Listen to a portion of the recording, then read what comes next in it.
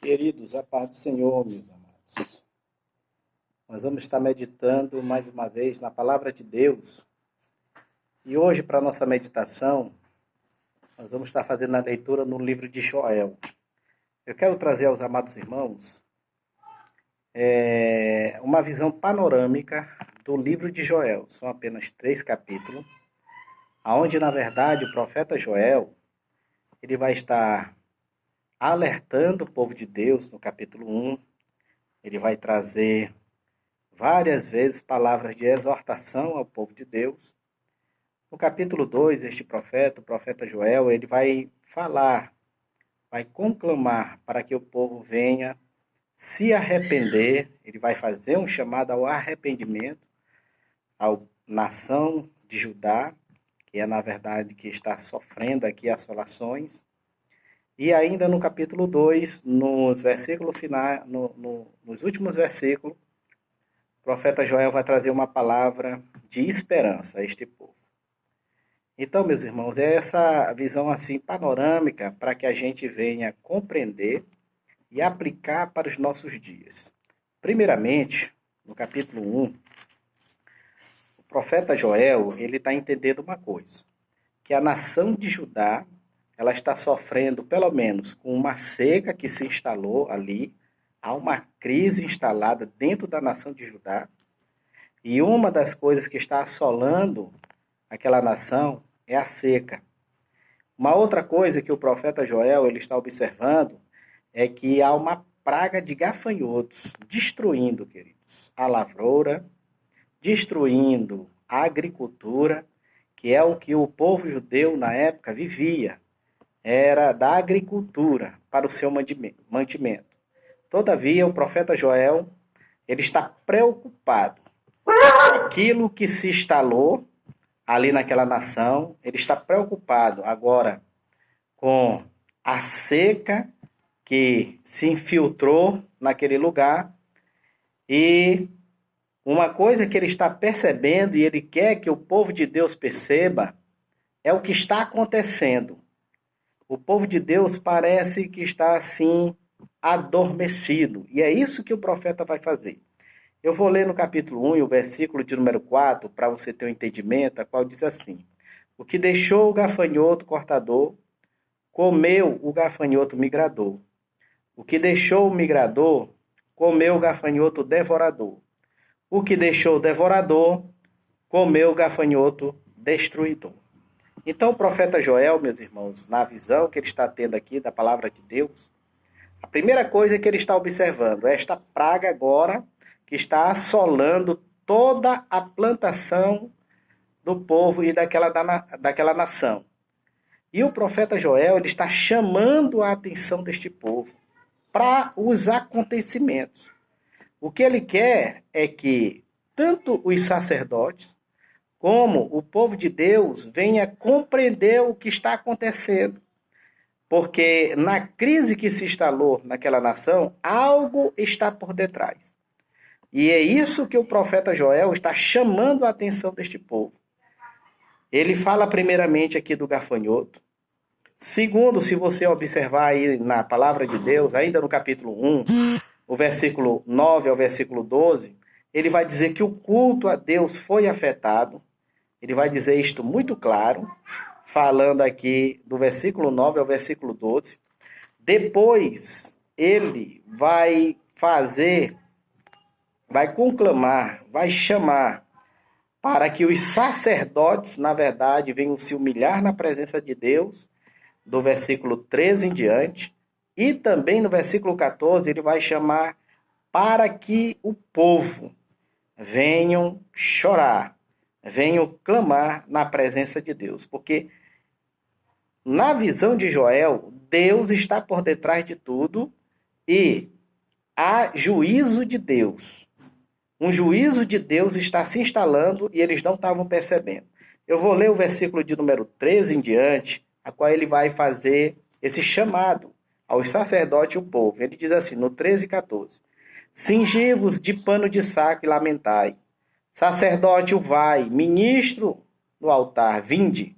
Ministro de meu Deus, passai a noite vestidos de pano de saco, porque da casa do vosso Deus foi cortada a oferta de manjar e a libação.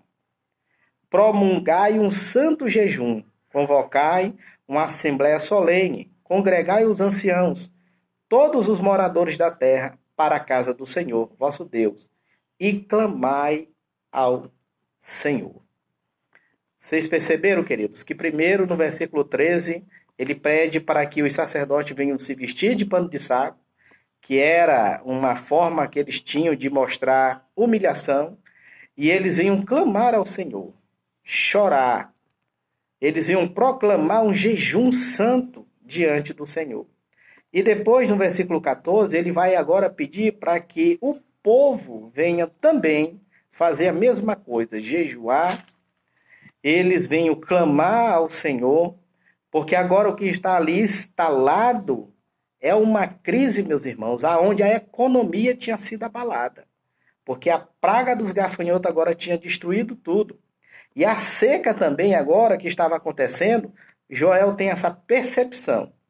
E o que ele vai pedir aos irmãos e àquela nação é que, na verdade, eles venham acordar, eles venham despertar.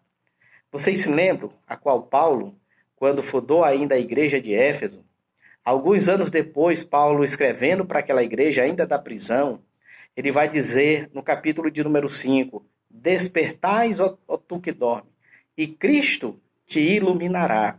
Aquela igreja, queridos, de Éfeso, depois, 30 anos depois, a 40 anos depois, ela é exortada pelo próprio Cristo, quando arrebata Jesus na ilha, João na ilha de Patmos, e ali Jesus pede para que João escreva o livro de Apocalipse, e ele envia as 7 igrejas. E quando Jesus vai falar a primeira igreja, é a primeira igreja de Éfeso. Jesus fala das boas obras que ela tem, que era uma palavra ortodoxa, uma doutrina reta que ela tinha, uma doutrina pura, mas também Jesus fala de algo que ele é contra ela, que é o primeiro amor que ela tinha perdido. E é isso que Joel aqui, queridos, está percebendo no capítulo 1 e dizendo para o povo, vocês estão vindo para o culto, vocês estão fazendo a liturgia do culto, a religiosidade de vocês é só uma aparência. E, na verdade, Deus tem visto o coração de vocês e não tem agradado a Deus. Quando o pano de fundo que está por detrás do livro de Joel é o livro de Deuteronômio, capítulo 28, quando, na verdade, Moisés está discipulando, repetindo a lei para o povo, e ele vai falar ali das bênçãos e também vai falar das maldições. E ele falando das maldições, meus irmãos, na verdade, ele vai falar que se o povo desobedecesse a Deus, Deus enviaria pragas. E é isso que Joel, aqui no versículo 4, onde nós lemos a respeito dos gafanhotos, que está destruindo toda a lavoura e toda a agricultura, é isso que ele entendeu. Irmãos, quando nós compreendemos tudo isso, o que nós temos que trazer para os dias de hoje, vendo essa crise, este caos que está se instalando nas nações, não só na nação brasileira, mas nas nações como um todo, a gente tem que se questionar e perguntar, meu Deus, o que está acontecendo? E uma coisa que nós temos que compreender é que Deus está em domínio de todas as coisas, queridos. Porque os juízos de Deus, eles na verdade são lançados. Jesus falou que epidemias haveria em vários lugares. E uma das grandes coisas que acontece, uma das atitudes que muitas das vezes o povo de Deus não entende, é que é possível que a igreja esteja indo para a comunhão do povo santo, mas muitas das vezes, meus irmãos, ali na igreja a pessoa está com uma religiosidade e somente de aparência, é o que disse Jesus e o profeta Isaías. O povo me honra com os lábios, mas o coração está longe de mim. E é necessário, queridos, que o povo de Deus se tenha um verdadeiro relacionamento com o Senhor. E é necessário que o povo de Deus se volte a Deus. Como diz os profetas, chegai-vos a Deus e ele se chegará a vós. Agora vamos continuar aqui no capítulo 2, porque o profeta Joel ele vai fazer um chamado ao arrependimento. Em outras palavras, o que ele vai dizer a este povo é: ainda há oportunidade para a gente. Ainda tem como Deus nos abençoar se nós nos arrependermos. Capítulo 2, versículo de número 12 em diante, ele diz: ainda assim, agora mesmo, diz o Senhor, convertei-vos a mim de todo o vosso coração, e isso com jejuns, com choro e com pranto. Rasgai o vosso coração e não as vossas vestes. Convertei-vos ao Senhor vosso Deus, porque ele é misericordioso, compassivo e tardio em irar-se, e grande em benignidade, e se arrepende do mal. Olha aí, queridos, o chamado agora ao arrependimento. Lembra-me agora da palavra que o rei Salomão, quando está ali construindo o templo do Senhor, ele está ali consagrando aquele local para Deus, para o culto a Deus. E chega um momento que Salomão, nos capítulos anteriores, ele vai falando: Senhor, se o teu povo for estrangeiro, na terra longínqua, mas se arrepender e tiver pecado contra ti, se arrepender, que o Senhor venha lhe dar o perdão, lhe abençoar. E várias vezes Salomão vai falando disso. Aí chega um momento que Deus mesmo se manifesta naquele local e diz: se meu povo, que se chama pelo meu nome, se arrepender, orar, se desviar dos seus maus caminhos e me buscar, eu inclinarei os meus ouvidos e sararei a sua terra. Queridos, será que não é o momento do povo de Deus verdadeiramente rasgar o coração, como ele fala aqui no capítulo 2, onde nós lemos? É claro que eles aqui tinham a cultura de rasgar as vestes. Ele se vestiu de pano de saco e ali era uma forma de humilhação. Mas, todavia, meus irmãos, o que Deus pede não é isso. O que Joel está dizendo não é rasgar as vestes no sentido literal, mas, na verdade, é rasgar o coração. É ter uma alma como aquela mulher, onde Jesus estava na casa de Simão, o fariseu, e ali Simão, ele, um fariseu, orgulhoso, falando no seu coração, se este conhecia aquela que fala com ele, saberia que ela é uma prostituta. E Jesus vai dizer: Simão, na verdade, eu entrei na tua casa, tu não ungiu a minha cabeça, tu não lavou os meus pés, não enxugou meus pés. Esta aqui, desde a hora que chegou. Na verdade, ela chorou, lavou os meus pés com as suas lágrimas e enxugou os meus pés com os seus cabelos. Meus irmãos, eu acredito que o que Deus está nos chamando, sabe para que é? Para um quebrantamento de uma forma generalizada de todo o povo de Deus. E é aí que eu acredito que no meio desta crise, no meio deste caos, nós temos que compreender, primeiro, que Deus está no domínio. Mas segundo, que Deus quer trazer um grande avivamento para esta nação. Se o povo de Deus, de fato, se arrepender, eu acredito que ainda no meio desta calamidade, no meio desta tribulação, há o melhor de Deus para as nossas vidas. Porque é ele mesmo que vai falar aqui ainda, neste livro do profeta Joel.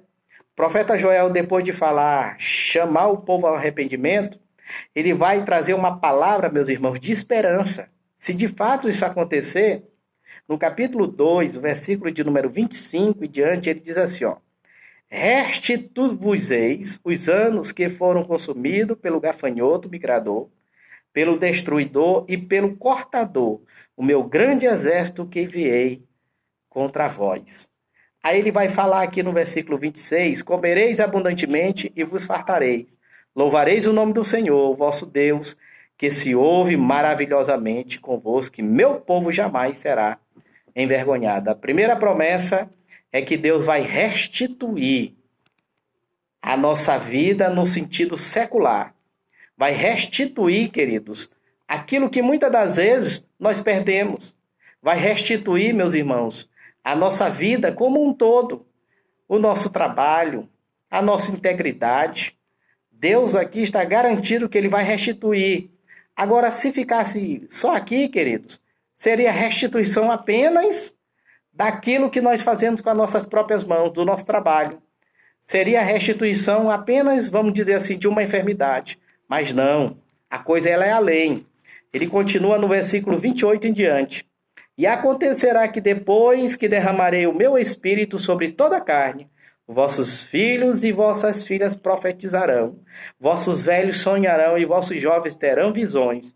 Até sobre os servos e sobre as servas derramarei do meu espírito naqueles dias, mostrarei prodígios no céu. Olha, a restituição e a restauração que Deus quer dar, queridos, não é somente na nossa vida secular, mas Ele está garantido também que Ele vai restaurar a nossa vida espiritual. Derramarei do meu espírito sobre toda a carne. Você lembra que isto vai acontecer séculos depois, ali já em Atos capítulo 2, quando Deus derrama do seu espírito? Derramar o espírito, irmão, é no sentido de que o Espírito Santo, ele vai alcançar nações. E é isso que Deus quer fazer nesses dias.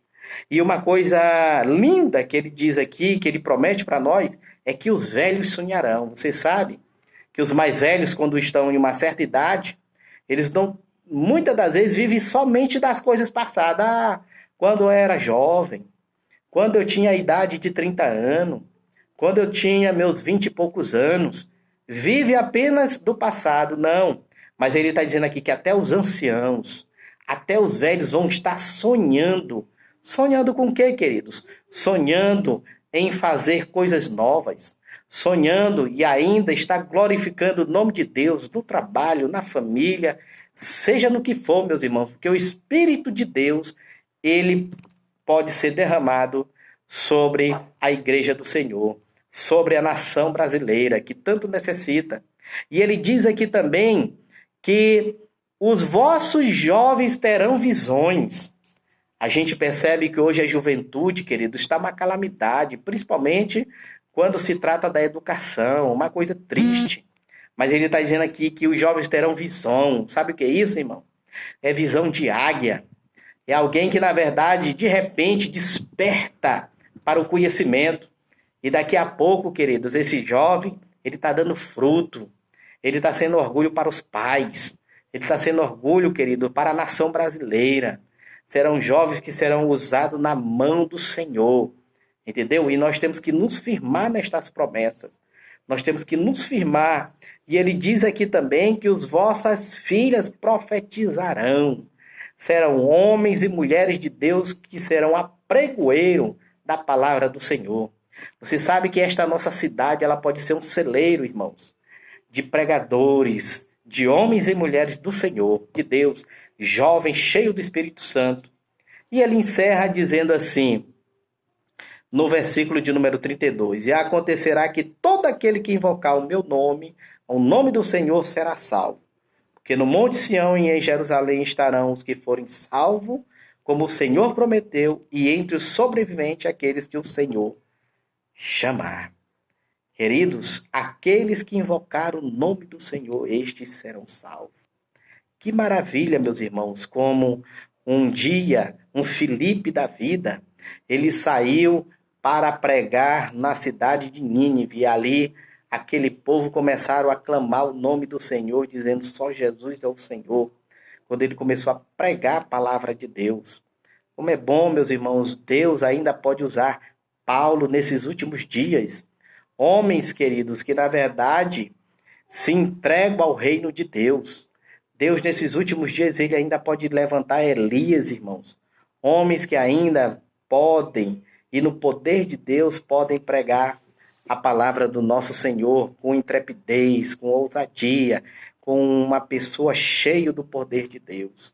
Essas são as promessas secular e são promessas espiritual, onde o Espírito Santo pode ser derramado sobre as nossas vidas. Queridos, que nós possamos olhar para esta crise que se instalou da nossa nação e ver que no meio deste caos, Deus quer fazer o melhor. Deus tem o melhor para a sua nação e Deus, na verdade, ele quer levantar homens e mulheres nesses últimos dias. Que Deus em Cristo nos abençoe em nome de Jesus. Amém, queridos.